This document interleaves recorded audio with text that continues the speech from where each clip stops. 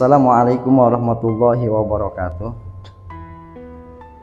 Para pemirsa di mana saja Anda berada, pada kesempatan sore hari ini kita mengkaji belajar diri dari kitab Nashaihul Ibad yang artinya adalah nasihat-nasihat untuk hamba.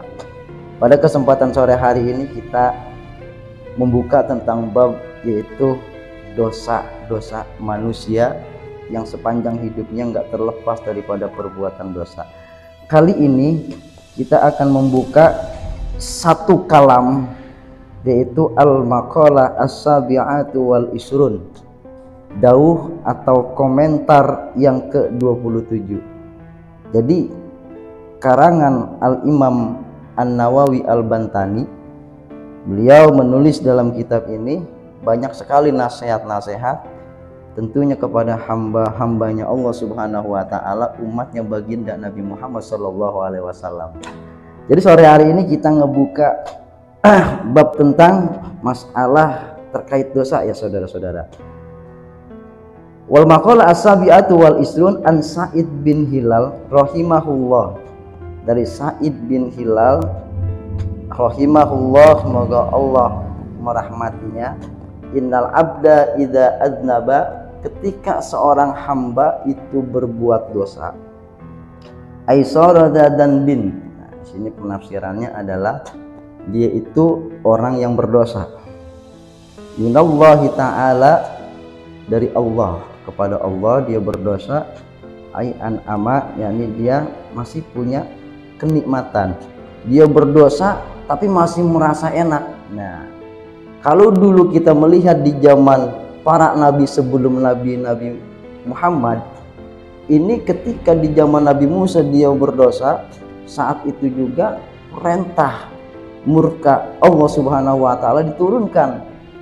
Bahkan juga pada zaman Nabi Lut, kaum Sodom tuh namanya tuh yang suka mainnya dari belakang, itu ketika dia berbuat dosa susah dibilangin amal Nabi Lut.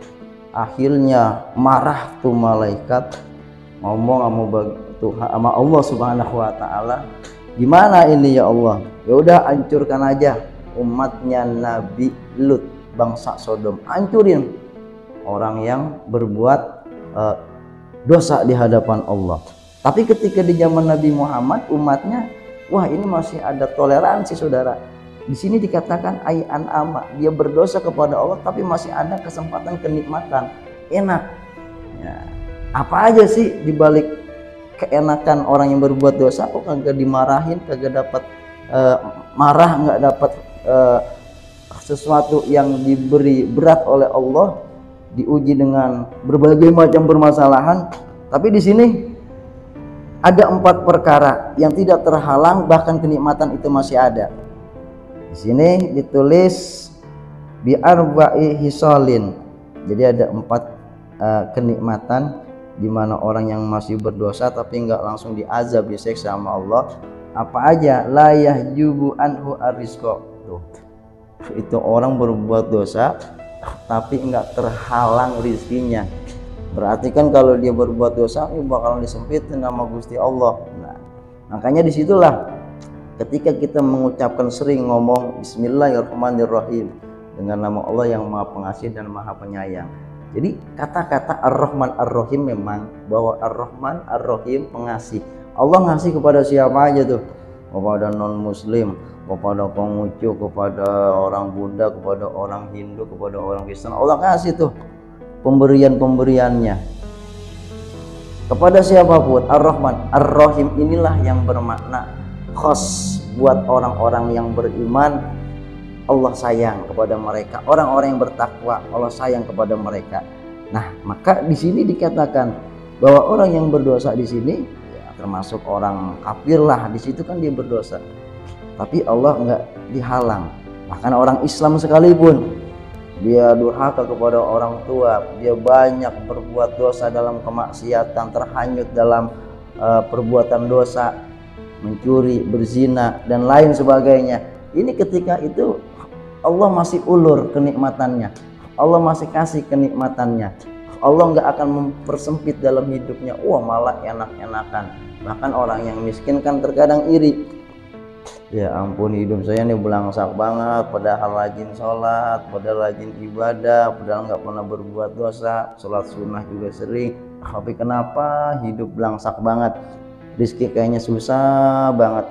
Malah sebaliknya, orang yang nggak pernah sholat, orang yang nggak pernah ibadah, nyatanya itu rizkinya ngalir terus. Nah, jangan salah, pemikiran kita seperti itu namanya bersuudzon kepada Allah. Karena orang yang berhusnudzon kepada Allah ini adalah ujian. Barangkali kalau diuji seperti ini dalam keadaan kita ibadah terus nggak kaya-kaya, kita ngarepin kaya, nanti kita khawatir itu akan ditarik kenikmatan oleh Allah Subhanahu wa Ta'ala. Sebab kita nggak tahu apa rencana Allah. Khawatir kalau kita dikasih kenikmatan, rajin ibadah, tahu-tahu kaya, lupa dengan ibadahnya, tahu-tahu nggak sholat lagi. Kan banyak itu cerita di zaman para sahabat ketika kita melihat bagaimana nasibnya Sa'labah dulu ngerengek tuh sama Nabi. Ya Nabi, habis sholat subuh. Kenapa? Karena Nabi heran, kok kenapa Sa'labah ini datang telat tapi pulangnya duluan. Akhirnya keesokan harinya begitu lagi. Akhirnya ditanya sama Rasul, kenapa sih buru-buru kagak wiridan dulu? Orang-orang Allahumma antas salam, Allahumma lantas jalan. Akhirnya nih hari yang ketiga ditanya sama baginda Rasul, kenapa emang Sa'labah kamu ini begitu cepat, nggak ngikutin wirid dulu, nggak ngikutin pulang bareng sama sahabat. Begini ya Rasul, engkau kan seorang Rasul kekasih Allah yang doanya itu nggak pernah ditolak.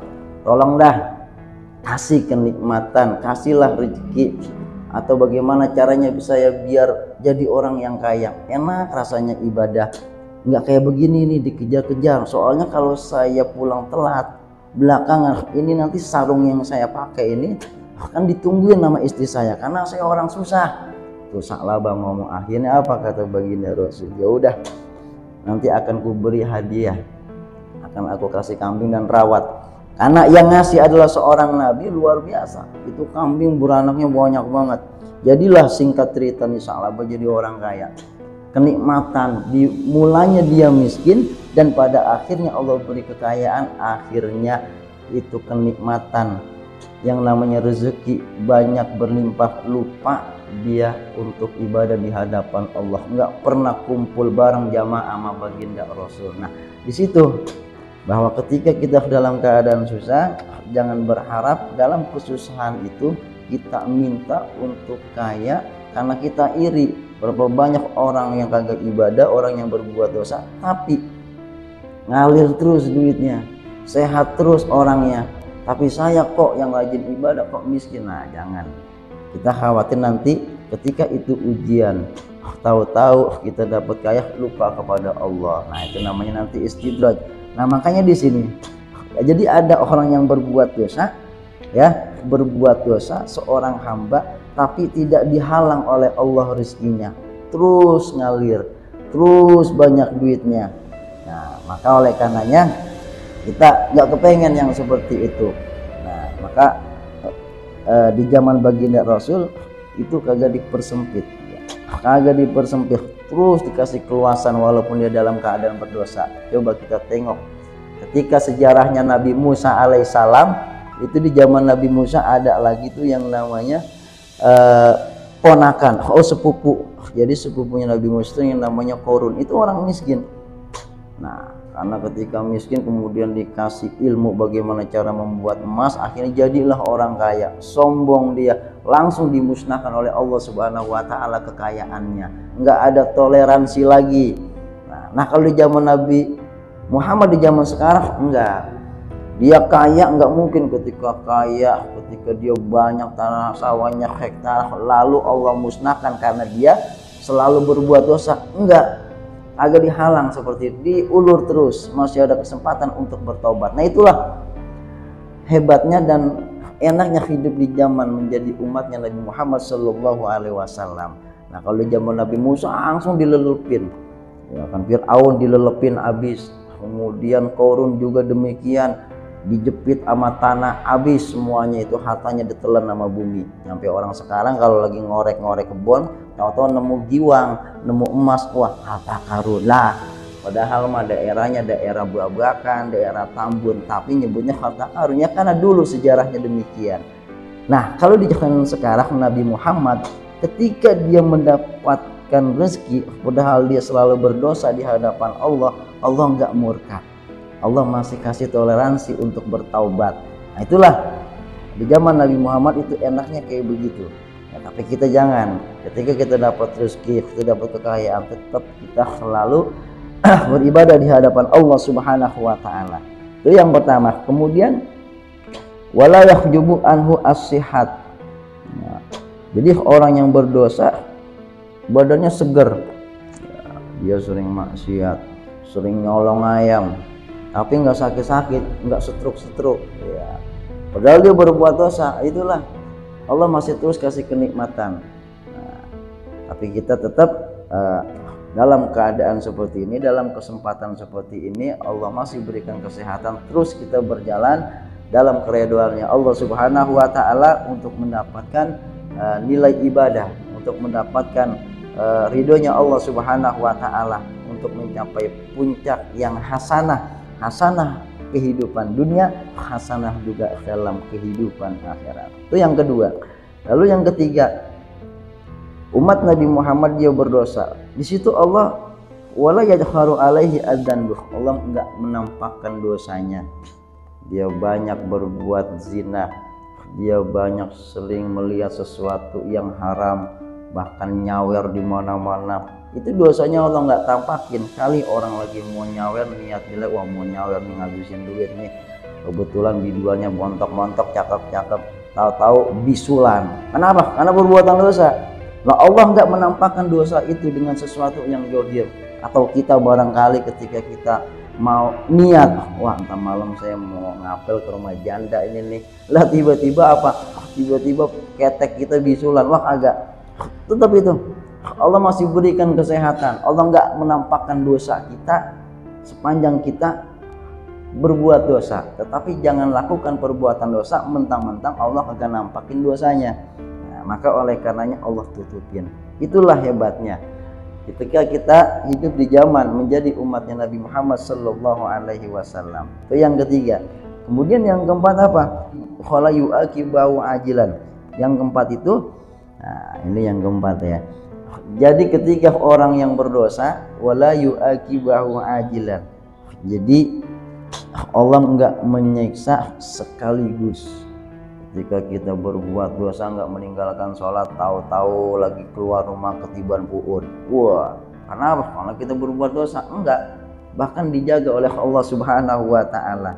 Maka disitulah yang berupa sebuah toleransi atau keenakan, kan bahasa di atas di sini, idza adnaba minallahi taala ay an'ama.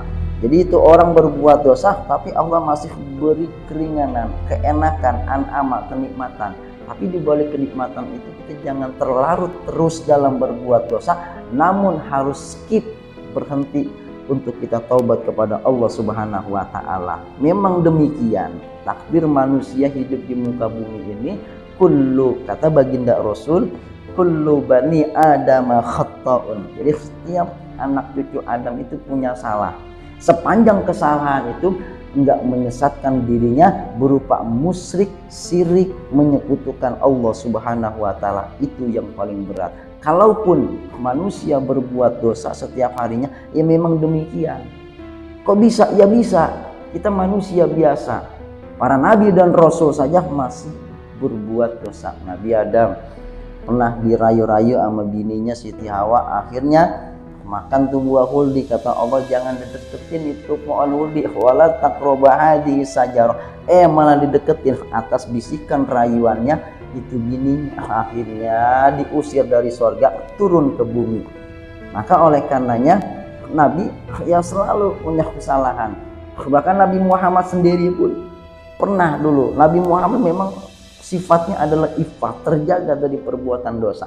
Cuma Nabi Muhammad ini merasa, bukan Nabi Muhammad nggak pernah dosa, ya memang Nabi Muhammad nggak pernah berdosa, nggak punya dosa karena ifat, tapi Nabi Muhammad cuma merasa berdosa. Ada suatu ketika Nabi Muhammad, ketika Nabi itu masuk ke WC, kemudian keluar masuk lagi, ditanya sama para sahabat, kenapa ya Rasul? Aku merasa kurang adab. Nah di situ, jadi kalau para nabi itu, Nabi kita, Nabi Muhammad SAW itu merasa kurang adab, cuma hanya begitu aja, merasa kurang adab. Ya, padahal nggak dosa, cuma merasa kurang adab. Lah kita terkadang nyelonong begitu aja, merasa kurang adab karena apa? Karena kurang bersyukur. Ya, entah di mana nggak tahu ya. Ketika Nabi keluar dari WC kemudian masuk lagi, kurang adabnya karena kurang bersyukur. Ya, barangkali ketika ngeluarin kotoran nggak merasa nikmat. Lah kalau kita buang kotoran, seharusnya kalau adab Nabi itu ketika kita buang kotoran luar biasa nikmatnya. Karena berapa banyak orang yang kagak berak ngeluarin duit 20 juta. Nah makanya kita ketika kentut alhamdulillah, ketika buang air alhamdulillah. Disinilah proses adab kita kepada Allah Subhanahu wa Ta'ala untuk menjaga bersihnya hati. Nah dari situlah mudah-mudahan kita terjaga dari sesuatu yang terkecil sampai sesuatu yang besar. Jangan sampai kita dalam segala kenikmatan yang Allah kasih kepada kita, dari kita mulai nafas atau sesuatu yang memangnya katakan kentut dan lain sebagainya, itu kenikmatan semua.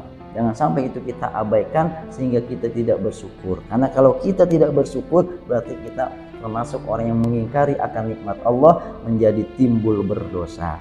Maka pada kesempatan sore hari ini perlu kita garis bawahi, pada dasarnya memang manusia tercipta sebagai anak cucu Adam yang selalu berdosa, namun dibalik dosanya itu jangan dijadikan salah satu makanan keseharian.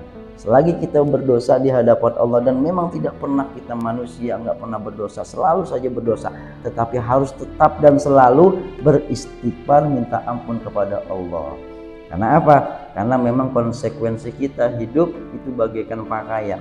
Pakaian yang kita pakai kotor seharian, besok cuci pakai lagi, kemudian pakai kotor sedikit, besok cuci. Nggak mungkin kita ketika kita pakai pakaian kotor kita buang, enggak, pasti kita cuci. Itu sama dengan kita, diri kita kotor, kita lupa dengan Allah, kita meninggalkan sholat, kita nggak bersedekah, kita nggak puasa, atau kita durhaka, berkata yang tidak benar, berkata kepada kedua orang tua kita, itu dosa. Nah dibalik dosa itu kita istighfar. Maka dengan istighfar itulah akan membersihkan hati kita. Layaknya pakaian yang kita pakai ternoda sedikit kita cuci, lalu besok kita pakai lagi, kita beraktivitas lagi, kita beribadah lagi di hadapan Allah Subhanahu wa Ta'ala. Kenapa? Karena toleransinya Allah kepada kita, kepada umatnya Nabi begitu luar biasa. Orang yang berbuat dosa di zaman sekarang ini Allah masih jaga, Allah masih kasih sehat dia, Allah masih kasih kenikmatan dia, Allah kagak sekaligus kasih seksaan yang berat buat dia. Allah masih mengulur-ngulur. Untuk apa tujuan? Untuk kita bertaubat di hadapan Allah Subhanahu wa Ta'ala agar menjadi manusia yang bersih. Kenapa? Terlahir kita dalam keadaan bersih dan pulang kembali kepada Allah pun dalam keadaan bersih. Maka dalam kehidupan kita sehari-hari selalu beristighfar, minta ampun kepada Allah agar dosa-dosa kita jelokop, dosa-dosa kita rontok menjadi manusia yang bersih. Maka dengan dosa kita di hadapan Allah dibersihkan juga, bertaubat juga kita kepada Allah Subhanahu wa Ta'ala agar kita menjadi manusia yang bersih, diselamatkan dalam kehidupan dunia dan dalam kehidupan akhirat. Itu aja kajian kita sore hari ini. Jadi 4 yang kita pegang, memang Allah enggak memberikan siksaan sekaligus ketika kita berbuat dosa, dan Allah masih memberikan sehat kepada kita selagi kita masih berbuat dosa. Tapi jangan jadikan itu sebagai acuan, enak banget gue jadi hamba ini begini terus, gue dosa terus. Jangan. Tetap kita tahan nafsu kita untuk menjadi manusia yang bersih, karena orang yang bisa menjaga diri kita, menahan nafsu kita, itu akan menjadi tempat bagi dia adalah surga bagi Allah. Manahan nafsa anil hawa fa innal jannata hiyal ma'wa. Siapa yang bisa menahan hawa nafsunya dari perbuatan dosa, maksiat dia di hadapan Allah, maka Allah akan tempatkan surga baginya. Oke, hanya itu aja. Nanti kita akan sambung lagi pada bab-bab selanjutnya. Assalamualaikum warahmatullahi wabarakatuh.